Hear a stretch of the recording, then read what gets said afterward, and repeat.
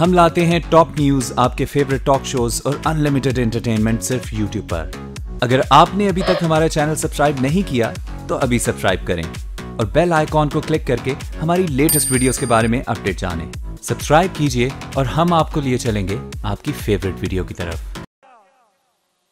कितनी चोरी में पकड़ा गया, कितना पैसा बाहर लेके गया, बताएं बताएं कितना? 300 रुपया,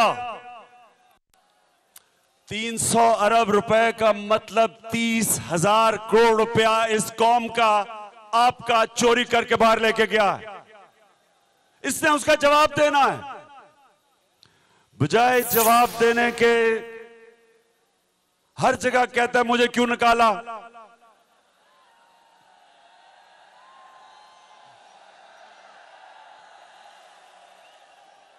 आप ये इस तरह है कि आप एक चोर से पूछें कि ये तुम्हारे पास करोड़ रुपया किधर से आया, तो पहले चोरी और फिर सीना जोरी नहीं चोर करता, उसको बताना पड़ता पैसा किधर से आया। अदालत में जाके जजेस से क्या बर्ताव करता है, सुप्रीम कोर्ट को अटैक करता है। बजाय जवाब देने के पाकिस्तानी फौज को बदनाम करता है, पाकिस्तान के इदारों को बदनाम करता है और बाहर जाके सऊदी अरेबिया जाके उनके घुटने गोडे पकड़ता है कि मुझे बचा लो, कि मुझे जो मैं चोरी में पकड़ा गया हूं मुझे बचा लो। तो मैं आज आप सबको, जब आपको मौका मिलेगा, आप जब वापस जाएंगे, आपको नून लीग के लोग मिलेंगे, उनसे ये सवाल जरूर पूछना कि ये लोग जो इस मुल्क का पैसा चोरी करके बाहर लेके जाते हैं, जब आप चोरी करके बाहर लेके जाते हैं, इसको मनी लॉन्ड्रिंग कहते हैं। जब इस कौम का पैसा बाहर जाता है तो ये कौम मकरूज हो जाती है, कर्जे लेने पड़ते हैं। हमारे पास पैसा नहीं, लोगों को साफ पीने का पानी देने का, बच्चों की अच्छी तालीम देने का, अस्पताल बनाने का और जवानों को रोजगार के मौके पैदा करने का हमारे पास पैसा नहीं बचता, क्योंकि ये चोर पैसा बाहर ले जाते हैं, मुल्क को मकरूज कर देते हैं। और जो लोग हमें कर्जे देते हैं, जो लोग हमें इमदाद देते हैं, वो फिर हमें जलील करते हैं। जो डोनाल्ड ट्रंप पाकिस्तानियों को जलील कर रहा है, अगर हम अमेरिका से इमदाद ना लेते, कर्जे ना लेते, तो हमें यह जिल्लत का सामना ना करना पड़ता कि एक दूसरे कह रहा है कि पाकिस्तानी झूठे और धोखेबाज हैं। हम झूठे और धोखेबाज नहीं हैं। डोनाल्ड ट्रंप, ये नवाज शरीफ झूठे और धोखेबाज हैं जो इस कौम को जलील करवाते हैं, क्योंकि उनका पेट नहीं भरता, क्योंकि वो खा खा के 30 साल से इस मुल्क का पैसा चोरी करके बाहर लेके जाते हैं, लेकिन उनकी हवस पूरी नहीं होती। जिल्लत का हमें सामना करना पड़ता है।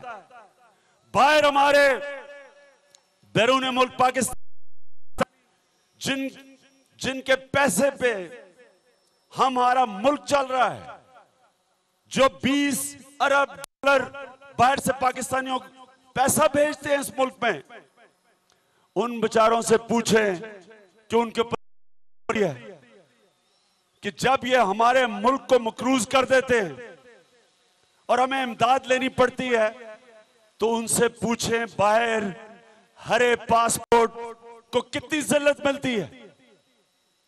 तो आज मैं आपके पास चकवाल के, आप खुददार लोग हैं,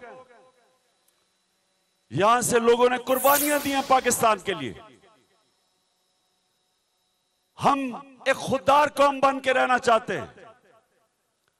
हम कभी किसी मुल्क के सरबराह से आगे से ये नहीं सुनना चाहते कि जो कौम पहले अमेरिका की जंग लड़े, अमेरिका की जंग के अंदर 70,000 हमारे लोग अपनी जान खो बैठे, का नुकसान हो, हमारे कबायली इलाके के लोगों की जिंदगियां तबाह कर दी इन्होंने इस जंग ने। और उसके बाद वो हमें ये जो कि उनकी जिधर ना हो सके अफगानिस्तान में 16 साल के बाद हमें जिम्मेदार ठहराएं उनकी फेलियर की, उनकी नाकामयाबी की। वो इसलिए कि इस मुल्क के हुक्मरान जब तक बाहर के फिरेंगे, यहां से लूटेंगे, पैसा बाहर ले जाएंगे, हमें कर्जों पे डाल देंगे, कभी भी इस कौम को इज्जत नहीं मिलेगी। तो मैं आज खास आपके पास आया था आपको ये कहने कि एक इंसान की इज्जत अपने हाथ पे होती है। कौम जब तक दुनिया उस कौम की इज्जत नहीं करती। कोई अपनी इज्जत, कोई इज्जतदार आदमी दूसरे इंसान के सामने हाथ नहीं फैलाता। आप मजबूरी में एक दफा कर्जा ले लें किसी से, तो जब तीसरी दफा उसके पास कर्जा लेने जाएंगे, आपका रिश्तेदार भी आपको एक ऐसी नजर से देखेगा जिससे आपको जिल्लत महसूस होगी। इसलिए हम जो नया पाकिस्तान बनाना चाहते हैं, मैं इंशाल्लाह आज ये दावा करता हूं कि इसी पाकिस्तान से हम पैसा इकट्ठा करेंगे, अपने खर्चे हम पूरे करेंगे, अपने मुल्क में इस्लाहात करके, अपनी एफबीआर को ठीक करके, डाकुओं को पकड़ के, जो यहां से पैसा बाहर लेके गए हैं, पैसा वापस लाके इसी मुल्क से मैं इंशाल्लाह आपको साबित करके दिखाऊंगा कि हमें कभी किसी के सामने हाथ फैलाना नहीं पड़ेगा। यही एक अजीम कौम बनेगी। आपकी हरे पासपोर्ट की दुनिया इज्जत करेगी, इंशाल्लाह एक दिन आएगा।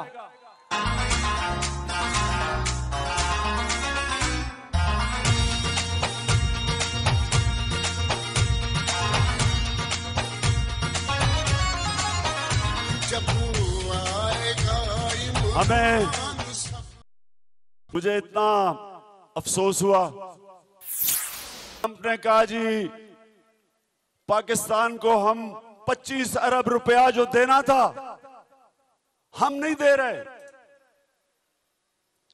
25 अरब रुपए के पीछे हमें जलील कर रहा है। 20 अरब के तो इसहाक डार के बेटे के 2 टावर हैं दुबई में सिर्फ। नवाज शरीफ के तो 300 अरब रुपए बाहर पड़े हुए हैं। सोचें कि 25 अरब रुपए पे हमें जलील कर रहा है। जिस दिन हमने इस मुल्क में करप्शन रोकी, और करप्शन रोकेगी ऊपर से, पटवारियों करप्शन रोक के मुल्क ठीक नहीं होगा। ऊपर से वजीरों से, वजीर आजम से एक मजबूत नैब बना के, एहतसाब करके, एक मजबूत एफबीआर यानी टैक्स इकट्ठा करने की एजेंसी, जो बड़े बड़े लोग इस मुल्क में टैक्स नहीं देते। आप अंदाजा लगाएं, सिर्फ 4 साल में चकवाल के लोग, पिछले 4 साल में पाकिस्तानियों ने दुबई में 800 अरब रुपए की प्रॉपर्टी ली है। 4 सालों में 800 अरब रुपए की प्रॉपर्टी ली है। पैसा बाहर जा रहा है।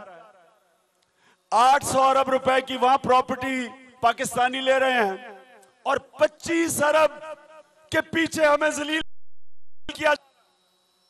तो मैं पाकिस्तानियों, मेरे अजीम कौम के लोगों, मैं आपको ये इंशाल्लाह साबित करके दिखाऊंगा कि ये जो मुल्क है जिसको अल्लाह ने सब कुछ दिया, आपको अंदाजा नहीं कि अल्लाह ने इस मुल्क को क्या क्या दिया है। जाके दुनिया में और मुल्क देखें। जब आप दुनिया में और मुल्क देखेंगे जिस तरह मैंने देखा है, कोई दुनिया का मुल्क नहीं जिधर मैं नहीं गया। जब आप पाकिस्तान से बाहर जाके दुनिया के मुल्क देखेंगे तब आपको सही तरह कदर अपने मुल्क की होगी। जो बैरून मुल्क पाकिस्तानी है वो सबसे ज्यादा अपने मुल्क के लिए तरसते हैं, क्योंकि जब वो बाहर जाते हैं उनको अंदाजा होता है कि अल्लाह ने इस मुल्क को क्या क्या दिया है। जब हम ये मुल्क ठीक करेंगे, मैं आज फिर आपके सामने दावा करता हूं कि 200 लोग सिर्फ आपको चाहिए, प्रोफेशनल, ईमानदार। दो चीजें चाहिए, अहलियत, 200 लोग चाहिए। एक आईजी पुलिस ने पख्तूनख्वा की पुलिस को ठीक किया। एक आदमी ने, एक ईमानदार आदमी था, अहलियत रखता था। आज आप पख्तूनख्वा की पुलिस देखें, आपको लगेगी नहीं पाकिस्तान की पुलिस, आपको लगेगा आप यूरोप में चले गए हैं। तब्दीली नहीं रही, तब्दीली आ गई है।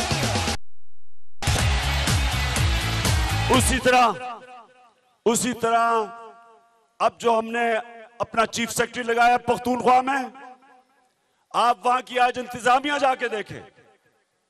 डिप्टी कमिश्नर खुली कचहरियां आप चला रहा है, लोग आ रहे हैं, मसाइल बता रहे हैं।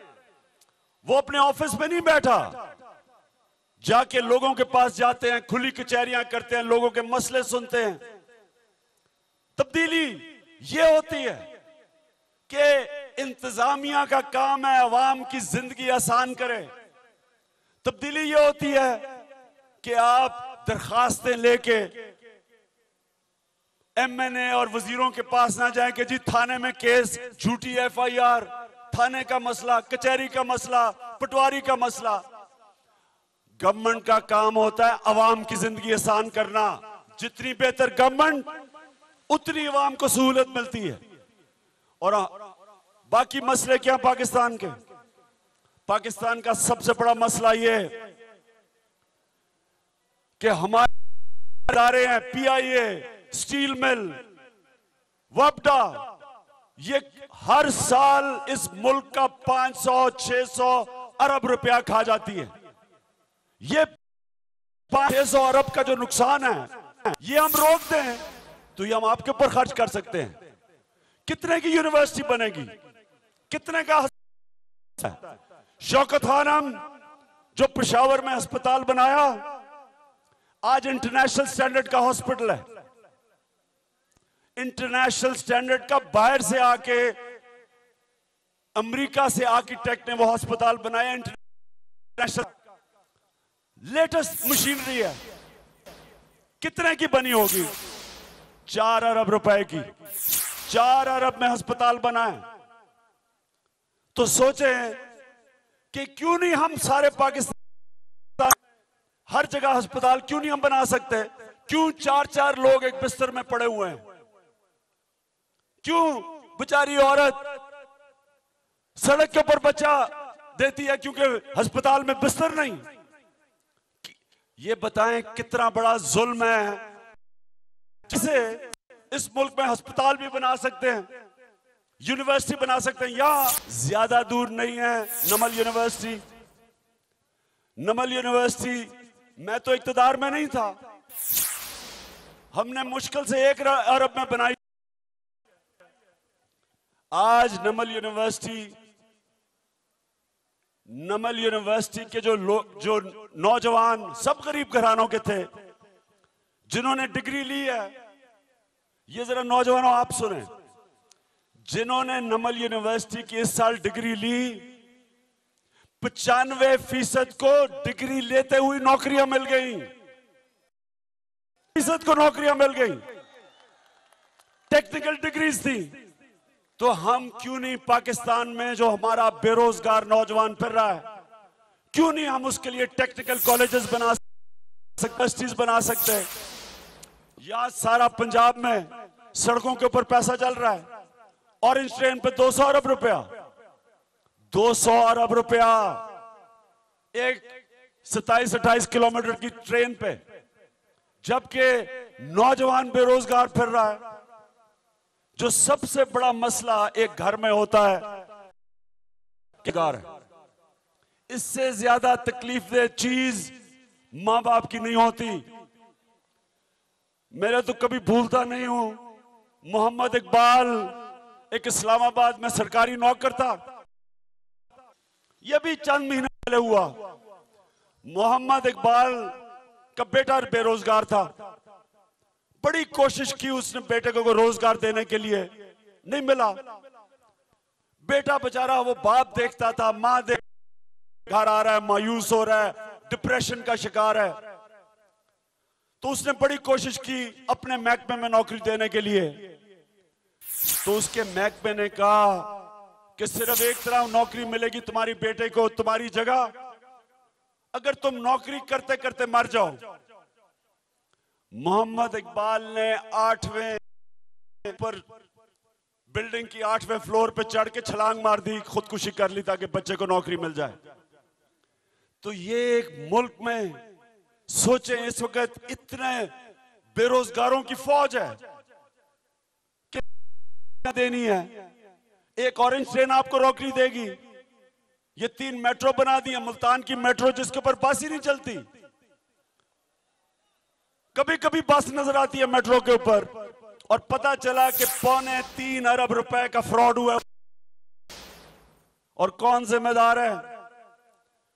कौन? पंजाब में एक आदमी है जो आजकल हैट पहन के, हैट लगा के, नहीं आपने देखा उसे कैसे पड़ता है वो अमेरिकनों को बताने के लिए कि मैं तुम्हारी तरह ही हूं। फिर तो मैं आज आप सबको, चकवाल के लोगों, आपने इस इलेक्शन में एक सबक देना है इनको, जो 30 साल से ड्रामे करके मुल्क को लूट के कोई खादिम आला अपना को कह रहा है मासूम बना लेते हैं। और लोगों से जो उन्होंने किया, आज मैं कहता हूं पाकिस्तान के दुश्मन ने भी नहीं वो किया जो उन्होंने इस अवाम से किया। तो आपने अपनी वोट देनी है, आपने लोगों के पास जाना है, आपने लोगों को तैयार करना है। और ये सवाल जरूर पूछना है कि क्या अगर चोर में आएगा और पकड़ा गया चोरी करते हुए, तो आप उससे क्या करेंगे? मिठाइयां देंगे, गले में हाथ डालेंगे, फूल फेंकेंगे, या जोर जोर से 2 लपड़ लगा के उसको पुलिस के थाने करेंगे? राजा